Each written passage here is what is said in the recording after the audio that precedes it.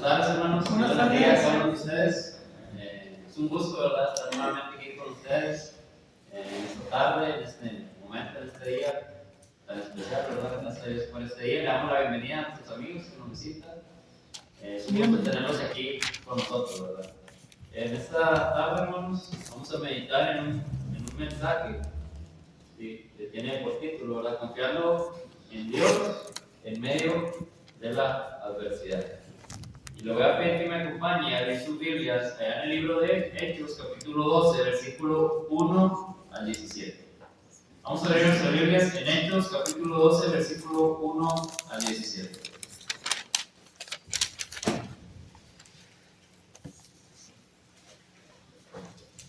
Hechos 12, 1 al 17. Tiene como título Jacobo muerto, Pedro encarcelado. Dice la lectura de la siguiente manera. En aquel mismo tiempo, el rey Herodes echó mano a algunos de la iglesia para maltratarles, y mató a espada a Jacobo, hermano de Juan. Y viendo que esto había agradado a los judíos, procedió a prender también a Pedro. Eran entonces los días de los panes sin levadura, y habiéndole tomado preso, le puso en la cárcel, entregándole a 4 grupos de 4 soldados cada uno, para que le custodiasen. Y se proponía sacarle al pueblo después de la Pascua. Así que Pedro estaba custodiado en la cárcel, pero la iglesia hacía sin cesar oración a Dios por él. Versículo 6. Y cuando Herodes le iba a sacar aquella misma noche, estaba Pedro durmiendo entre 2 soldados, sujeto con 2 cadenas, y los guardas delante de la puerta custodiaban la cárcel. Y aquí que se presentó un ángel del Señor, y una luz resplandeció en la cárcel, y tocando a Pedro en el costado, le despertó diciendo: levántate pronto. Y las cadenas se le cayeron de las manos. Le dijo el ángel: cíñete y átate las sandalias. Y lo hizo así. Y le dijo: envuélvete en tu manto y sígueme. Y saliendo le seguía, pero no sabía que era verdad lo que hacía el ángel, sino que pensaba que veía una visión. Habiendo pasado la primera y la segunda guardia, llegaron a la puerta de hierro que daba a la ciudad, la cual se les abrió por sí misma. Y salidos pasaron por una calle, y luego el ángel se apartó de él. Entonces Pedro, volviendo en sí, dijo: ahora entiendo verdaderamente que el Señor ha enviado a su ángel y me ha librado de la mano de Herodes y de todo lo que el pueblo de los judíos esperaba. Versículo 12. Y habiendo considerado esto, llegó a la casa de María, la madre de Juan, el que tenía por sobrenombre Marcos, donde muchos estaban reunidos orando. Cuando llamó Pedro a la puerta del patio, salió a escuchar a una muchacha llamada Rode, la cual, cuando reconoció la voz de Pedro, de gozo no abrió la puerta, sino que corriendo adentro dio la nueva de que Pedro estaba a la puerta. Y ellos le dijeron: estás loca. Pero ellos decían: es su ángel. Mas Pedro persistía en llamar, y cuando abrieron y le vieron, se quedaron atónitos. Pero él, haciéndoles con la mano señal de que callasen, les contó cómo el Señor le había sacado de la cárcel, y dijo: haced saber esto a Jacobo y a los hermanos. Y salió y se fue a otro lugar. Palabra de Dios. Amén. Como vimos, ¿verdad?, el título del mensaje en esta tarde, hermanos: confiando en Dios en medio de la adversidad. ¿Sí? A pesar de que yo pudiera, hermanos, de que usted pudiera estar en una situación más precaria, es decir, más peligrosa, ¿verdad?, una situación difícil, Dios es capaz de libertarnos de cualquier situación. ¿Sí? Debemos de nosotros, ¿verdad?, entender, de confiar en que Dios tiene el poder para ayudarnos a salir, para librarnos de la más grande adversidad. ¿Sí? Como vimos ahí en esta historia, ¿verdad?, de Pedro, vamos a analizar, ¿verdad?, cómo Pedro se encontraba en una situación difícil, ¿verdad? Vamos a analizar las cosas que Pedro tenía en contra, ¿sí?, los antecedentes. Primero, punto número 1, vamos a analizar las cosas que Pedro tenía en contra, ¿verdad?, las cosas que estaban en contra de Pedro. Número 1, la muerte de Jacobo. ¿Sí? la muerte de Jacobo, o Santiago era hermano de Juan. ¿Sí? Número uno, cosas que Pedro tenía en contra, la muerte de Jacobo. Vemos cómo él había sido testigo, ¿verdad?, recientemente de la muerte de su hermano, ¿verdad?, de su amigo, de su hermano en la fe. Había sido testigo de la muerte de un ser querido, ¿sí?, frente a sus ojos. Otra cosa que tenía Pedro en contra era la tristeza, ¿verdad? La tristeza que estaba sufriendo él por el momento, por la pérdida que había sufrido. La angustia que estaba sufriendo en el momento. La desesperación, ¿verdad? También de estar en la cárcel. Y quiero que imaginen, ¿verdad? Que se imaginen en su mente esta imagen, esta situación, ¿verdad? Este momento. Como Pedro, al frente del pueblo, ¿verdad?, siendo humillado, acaba de presenciar la muerte de Jacobo, ¿verdad? Todavía fue encerrado en la cárcel, sabiendo y esperando que lo iban a matar, ¿verdad?, que iba a terminar con su vida. Nada más quiero que imaginen esta situación, ¿verdad? Cómo Pedro se sentía, el sentir de Pedro, la desesperación, la frustración, la tristeza, ¿verdad?, la angustia que estaba sufriendo Pedro en este momento de estar en la cárcel. Quiero pensar yo, ¿verdad?, que no era, que Pedro no estaba en un hotel 5 estrellas, que no, estaba en un lugar horrible, en un lugar sucio, ¿verdad?, en un lugar desalojado, en un lugar donde no estaba con nadie, ¿verdad?, sino que estaba encerrado, siendo tratado como un criminal, ¿verdad?, siendo tratado como una persona mala. Además, Pedro, también otra cosa que tenía Pedro en contra eran las cadenas. Sí, vemos ahí como en el pasaje que menciona que estaba sujetado, ¿verdad?, por cadenas. Tenía aparte guardias. Sí, vemos que tenía 16 guardias, 4 grupos de 4 guardias cada uno. Estaba completamente rodeado, ¿verdad?, vigilado. Además, tenía la sentencia de muerte. Sí, estaba nada más esperando la muerte. Él ya estaba sentenciado y era un hecho que él iba a morir. Además, tenía la puerta de hierro, ¿verdad? Una puerta, pues, que humanamente era imposible salir de ella, ¿verdad? Como humano no tenía la fuerza de salir de ese lugar.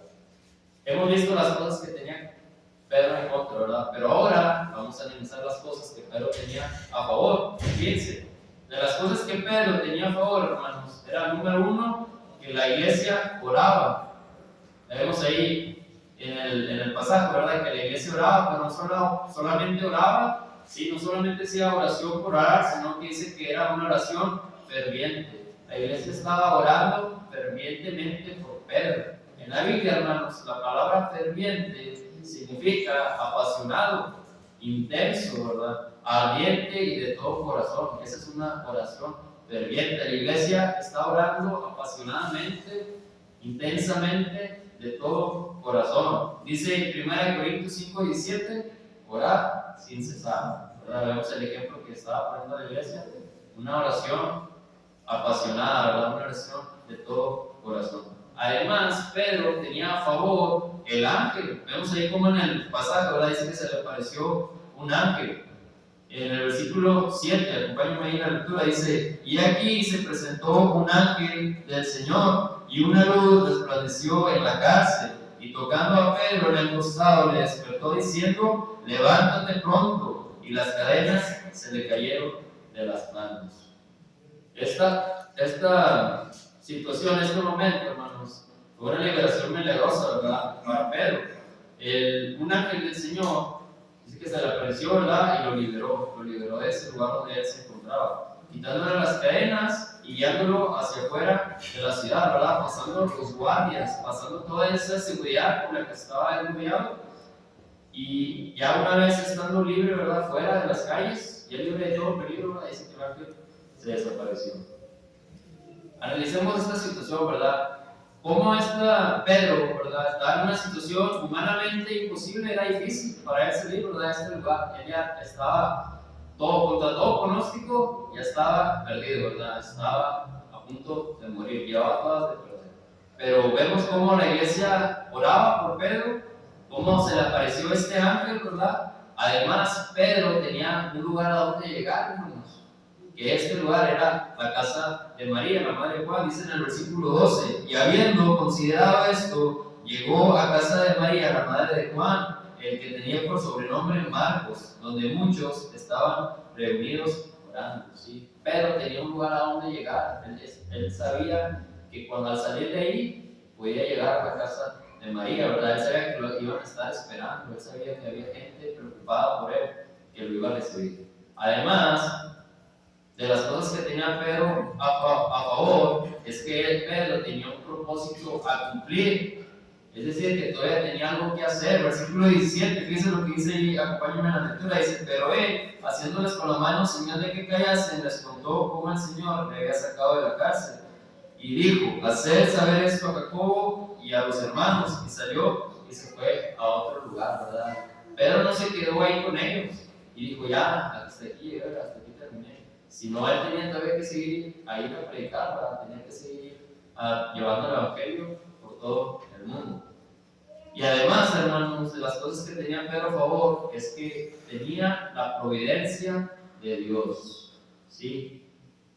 ¿Qué significa providencia? Se refiere al cuidado, al gobierno de Dios, a la dirección activa que tiene Dios sobre todos nosotros, sobre toda su creación, ¿sí? ¿Por qué? Vemos ahí cómo dice que vamos a volver ahí a la lectura en el capítulo 12:1, dice: en aquel mismo tiempo el rey Herodes echó mano a algunos de la iglesia para maltratarles, y mató a espada a Jacobo, hermano de Juan, y viendo que esto había agradado a los judíos, pretendió prenderle, también a Pedro. Eran entonces los días de los panes sin levadura, ¿verdad? Vemos cómo se atravesaba esta fiesta, ¿sí? Aún en ese momento se atravesaba esta fiesta, por lo cual era de la Pascua, por lo cual era inevitable, ¿verdad? Que no se podía ejecutar a Pedro en ese momento. Dios aún en ese momento cuidó de Pedro, lo aplazó esa sentencia que él tenía en ese momento de la muerte de Pedro, ¿verdad? Aún Dios lo seguía cuidando. Vemos cómo tenía esa providencia, ese cuidado de Dios. Pero aún lo más grande, hermanos, es que tenía al Señor, ¿verdad? Que Pedro servía al Señor, que Pedro era un siervo del Señor, ¿verdad? Y qué mejor ayuda, ¿verdad? Qué mejor cosa a favor que tenemos nosotros que ser hijos de Dios, que tener el cuidado de nuestro Señor. Entonces, vemos cómo estas son las cosas que tenía Pedro en contra y las cosas que tenía Pedro a favor. Sí, vemos cómo eran más las cosas que Pedro tenía a favor que las que tenía en contra, ¿verdad? Ahora, ¿cómo lo podemos aplicar en nuestras vidas? Bueno, cosas que el cristiano tiene en contra. Punto número 3. Cosas que el cristiano tiene en contra. Bueno, muchas veces, hermanos, podemos tener tristeza por la noticia de un resultado médico, por el diagnóstico, ¿verdad?, de algún resultado médico. Muchas veces nos podemos sentir angustiados, tristes, porque el resultado médico, ¿verdad?, no era el que yo esperaba. Sí, porque el resultado no era un resultado favorable.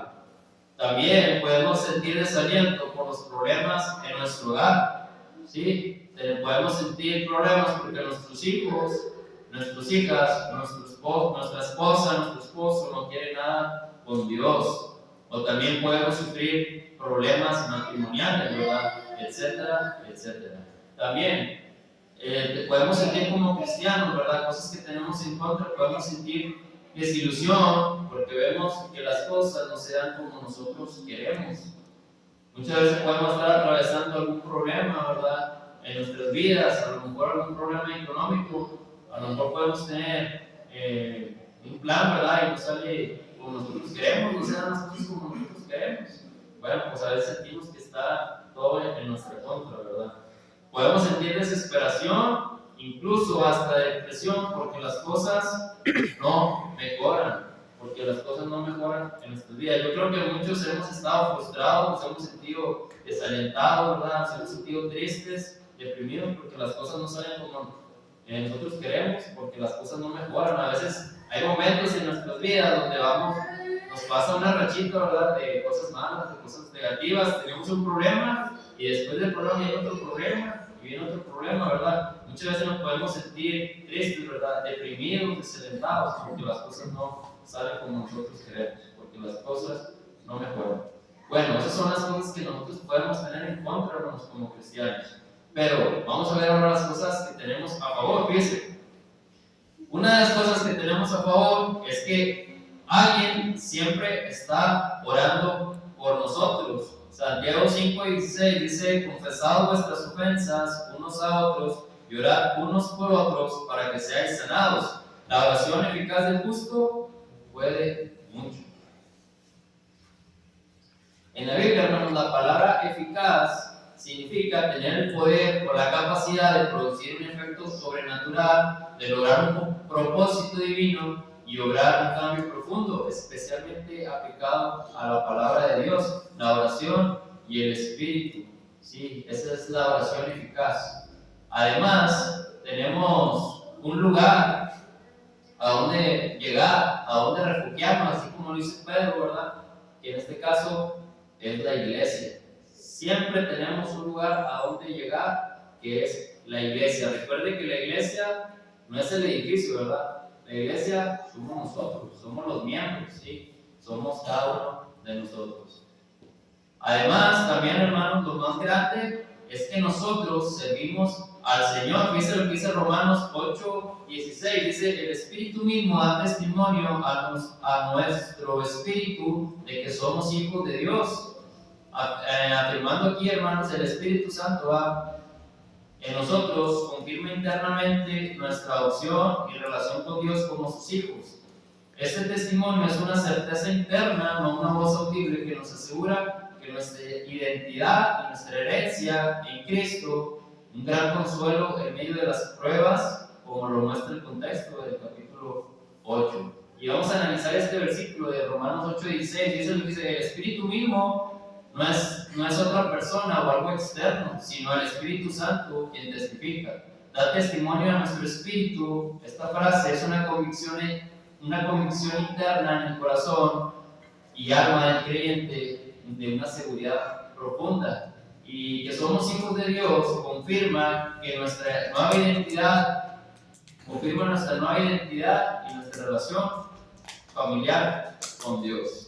Vamos a ir también a leer lo que dice Romanos 8, pero ahora del versículo 18 al 21. Acompáñame en la lectura en Romanos 8, 18 al 21.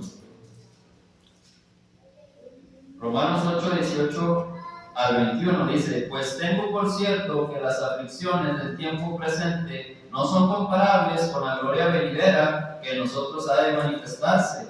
Porque el anhelo ardiente de la creación es el aguardar la manifestación de los hijos de Dios, porque la creación fue sujetada a vanidad, no por su propia voluntad, sino por causa del que la sujetó en esperanza. Versículo 21, porque también la creación misma será libertada de la esclavitud, de corrupción, a la libertad gloriosa de los hijos de Dios. Y versículo 23 dice: y no solo ella, sino que también nosotros mismos, que tenemos las primicias del Espíritu, nosotros también vivimos dentro de nosotros mismos, esperando la adopción, la redención de nuestro cuerpo. Romanos 8, 18 al 21 nos habla de la gloria futura que supera los sufrimientos actuales. La expectativa ansiosa de la creación por la manifestación de los hijos de Dios y cómo fue sometida a la corrupción. Pero tenemos la esperanza, hermanos, de que algún día vamos a ser liberados de esa corrupción. Vamos a ser liberados para esa gloriosa libertad, ¿verdad?, de los hijos de Dios, para cuando Dios nos llame a su presencia, ¿verdad?, y algún día estemos con Dios en la vida, en las moradas eternas, ¿verdad?, en las moradas celestiales. Y el Señor, fíjense, le quiero contar una historia, ¿verdad? Le quiero contar una historia de un hombre llamado Yamaguchi. El señor Yamaguchi, hermanos, es un ejemplo, ¿verdad?, de cómo Dios actúa sin que nos demos cuenta de esto. ¿Sí? Escuche esta historia. Tsutomu Yamaguchi fue un hombre que sobrevivió a 2 explosiones nucleares. Él nació en Japón el 16 de marzo de 1916. En enero de 2009, Tsutomu Yamaguchi fue la primera persona en ser oficialmente reconocido como un sobreviviente de 2 bombas atómicas. Sí, esta arma de destrucción masiva creada por el hombre. Sí. Fue la primera persona oficialmente reconocido como ser un sobreviviente de 2 bombas atómicas. Pero ¿cómo pudo ser esto posible? Bueno, hay una historia, ¿verdad? Una historia que vamos a escuchar, vamos a meditar. Cuando Tsutomu Yamaguchi tenía 29 años, trabajaba en Mitsubishi Heavy Industries. Se encontraba en Hiroshima en un viaje de negocios cuando la bomba atómica fue lanzada. Según narra en una entrevista, dice que era un día claro. Mientras Tsutomu Yamaguchi caminaba por la ciudad, escuchó el ruido de un avión. Dice que lanzó 2 paracaídas y vio que descendían y que de repente fue como un gran flash en el cielo. Dice, luego salté por los aires y cuando abrí los ojos, todo estaba oscuro. Pensé que había muerto. Pero la oscuridad se abrió y comprendí que estaba vivo. Entonces dice que vio alzarse el hongo y una luz prismática como de un caleidoscopio. Dice que él estaba a 2 kilómetros de distancia, ¿verdad? De la zona cero, estaba a 2 kilómetros de distancia de donde cayó esa bomba. Dice que él sufrió quemaduras y perdió la audición del oído izquierdo en ese momento. En comparación con muchos otros, dice que él era muy afortunado. Él era muy afortunado, ¿verdad? En comparación con la otra gente, que no sobrevivió. Trató de encontrar las oficinas de Mitsubishi, pero solo eran escombros. Así pues, pasó la noche en un refugio antibombas en Hiroshima para tratar de buscar la forma de regresar a su hogar y encontrarse con su esposa y con su hijo. Al día siguiente, escuchó que había trenes que estaban funcionando en las afueras de la ciudad y así que se montó en un tren a Nagasaki, la ciudad donde nació. Dice que al llegar a Nagasaki encontró a su esposa y su hijo de 2 años de edad. Entonces desde allí se dirigió a la oficina de Mitsubishi en Nagasaki para contarle a su jefe acerca de la bomba en Hiroshima. Dice, fue algo como esto: usted es un ingeniero. Y al jefe le dijo, calcule cómo se podría bombardear, destruir una ciudad entera. Entonces dice que en ese momento una luz blanca se hinchó dentro de la habitación, los calentó, los erizó la piel, tanto como Yamaguchi y su jefe. Dice que enseguida fueron azotados contra la pared de la oficina. Yo pensé, recordó más tarde, el hongo atómico me siguió desde Hiroshima. Dice que en la segunda explosión Yamaguchi estaba a 3 kilómetros de distancia. Pero lo curioso es que los Estados Unidos ni siquiera estaban pensando en bombardear Nagasaki, ya que él era el objetivo secundario. El tiempo hizo que el objetivo principal de ese día, que era Kokura, fuera inviable. Sí, el tiempo, el clima fue el culpable, ¿verdad?, de que esa bomba no cayera en el objetivo principal, sino que se fuera a la ciudad de Nagasaki. Entonces, incluso el cambio de planes se llevó a cabo en el último minuto, justo antes de que el avión tendría que abandonar la misión a causa del combustible. Es decir, que fue una decisión rápida que tuvo que tomar en el último minuto. Por lo tanto, hermanos, fue gracias fundamentalmente al clima, ¿verdad?, que Yamaguchi fue golpeado 2 veces en la década de 1950. El señor y la señora Yamaguchi decidieron tener más hijos. Se sentía fuerte en ese momento y dice que estaban dispuestos a intentarlo. En el momento de la historia se pensó que el daño por la radiación duraría 1000 años y se transmitiría de padres a hijos, de generación a generación. Teniendo en cuenta que la señora Yamaguchi fue alcanzada por una bomba atómica y el señor Yamaguchi por 2, la gente probablemente pensó que sus hijos vendrían a nacer con problemas de deformación. Teniendo en cuenta, pero resulta, hermanos, que todo salió bien. El propio señor Yamaguchi murió en enero de 2010 a la edad de 93 años. Él murió de cáncer de estómago, y aunque este tipo de cáncer pudo haber sido causado por la radiación de las bombas, la mayoría estaría de acuerdo en que a la edad de 93 años la gente tiende a tener cáncer, ¿verdad?, de algún tipo u otro, ¿verdad? Su esposa, Hisako, murió antes que él de riñón y de cáncer de hígado a la edad de 88 años. Su hijo no tuvo la misma suerte, por desgracia, muriendo a los 59 años de cáncer, posiblemente debido a la radiación de la bomba. Las 2 hijas aún están vivas y parecen estar bien, aunque supongo que con el tiempo, ¿verdad?, irá si realmente no recibieron algún efecto a largo plazo acerca de la predicción. Pude haber muerto en cualquiera de esos días, dijo Yamaguchi. Todo lo que sigue es ganancia. Tsutomu Yamaguchi. Fíjese la historia, ¿verdad? Qué impresionante cómo este hombre sobrevivió a 2 bombas atómicas. La primera, ¿verdad?, fue en un viaje de negocios, y la segunda lo alcanzó sin querer, ¿verdad? No estaba ni siquiera planeado, pero le tocó. Entonces, nosotros a veces, hermanos, vivimos quejándonos de la vida. Después de conocer esta historia, ¿verdad?, yo creo que lo vamos a pensar 2 veces, ¿verdad? Si alguna vez, amigo, hermano, ¿verdad?, sientes que tu vida es una desgracia, o crees que el mundo está tratando de hacerte algún daño, solo recuerda a Yamaguchi, ¿verdad?, el hombre que fue golpeado por 2 bombas atómicas.